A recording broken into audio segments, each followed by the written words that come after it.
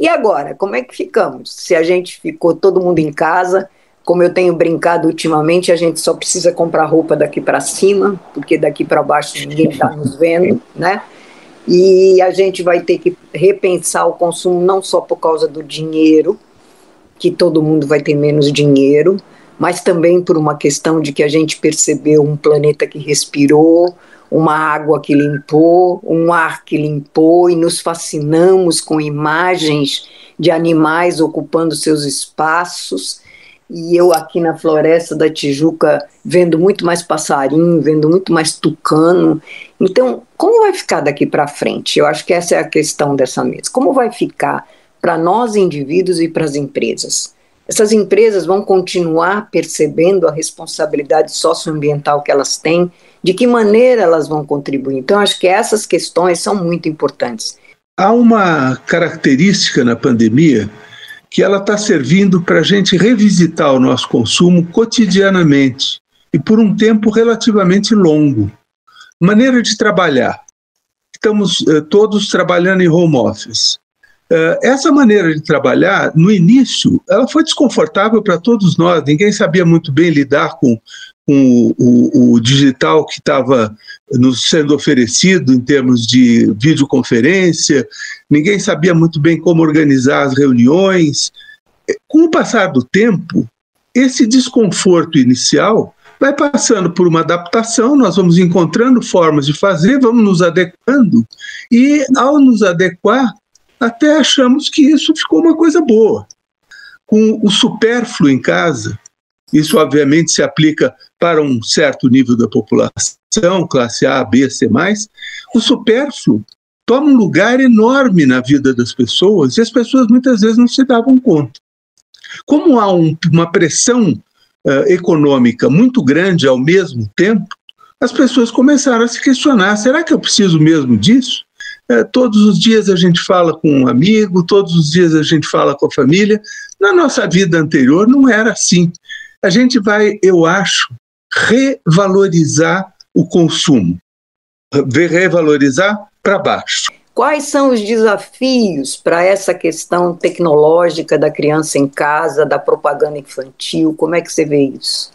Mas para as crianças isso é ainda mais complicado, né? A gente sabe que o ambiente digital é um ambiente hoje que tem uma massiva presença da publicidade infantil e de comunicação comercial. Muitos dos conteúdos que as crianças são apresentadas tem a que a gente chama de publicidade velada. Então, no YouTube, são aqueles unboxing, entretenimento que já é feito em cima de um produto ou serviço, e isso traz um impacto muito grande nesse momento que a gente chama de hiperdigitalização da vida.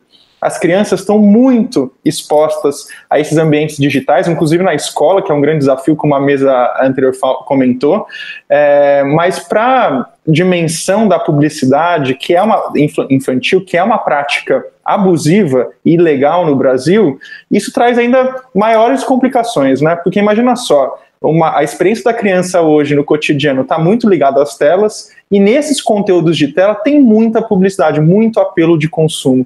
Então, o que essas crianças estão pensando com relação ao mundo nesse momento, né? O que essas famílias estão lidando? Infelizmente, a gente viu algumas pesquisas mostrando que subiu 7 vezes a demanda de brinquedos online. E muitas vezes, para a criança, menos o brinquedo e mais a brincadeira, mais as estratégias que os pais podem desenvolver de passar o tempo com os filhos, com presença. A gente já ouviu vários testemunhos de mulheres que abriram seus armários, começaram a reavaliar todas as compras que tinham, por que compravam tanto sapato, por que compravam tanta bolsa. Como é que você está vendo isso, André? Durante essa pandemia, a gente tem pessoas passando por realidades muito diferentes, né? Então, o nosso amigo aqui, Hélio, trouxe o exemplo do home office, mas a gente não pode esquecer das pessoas que não estão fazendo home office e continuam trabalhando, né? As necessidades dessas pessoas são totalmente diferentes das nossas, né? Então, assim, eu hoje, né, como a Nádia brincou no início, eu também só uso a roupa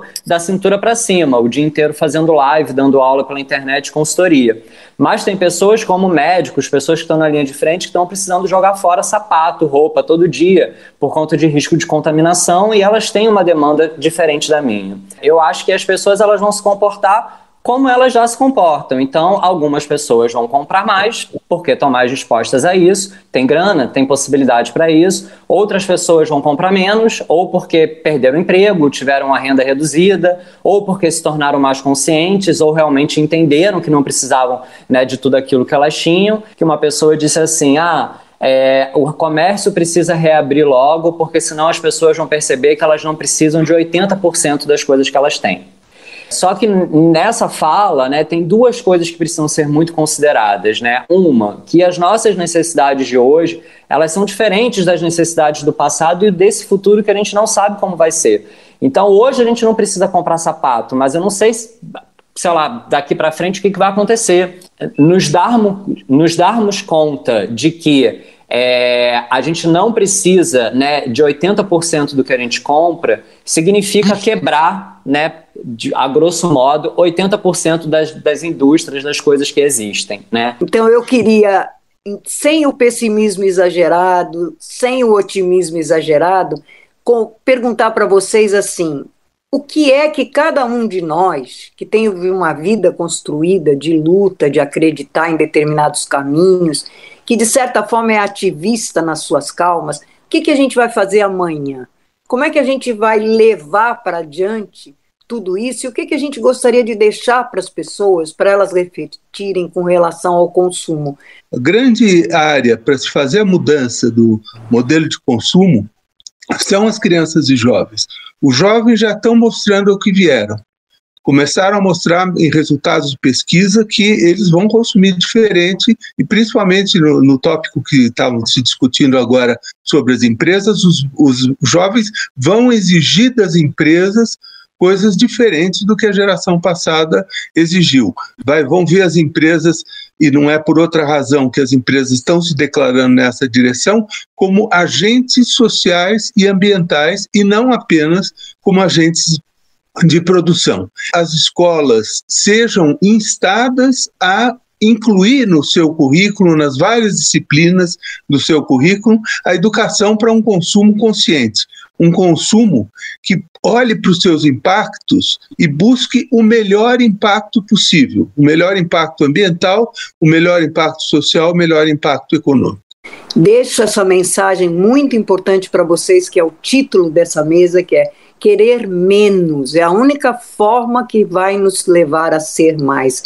E acreditando que esse tempo de isolamento foi uma experiência que nos fez ser mais, nos conhecer mais, e que isso pode trazer um mundo diferente ali pela frente, com tantos exemplos incríveis que a gente está vendo.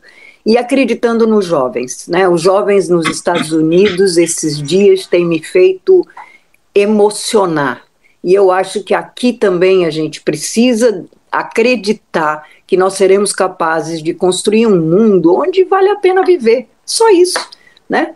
Onde não vale a pena nada a não ser viver e deixar todas as formas de vida viverem.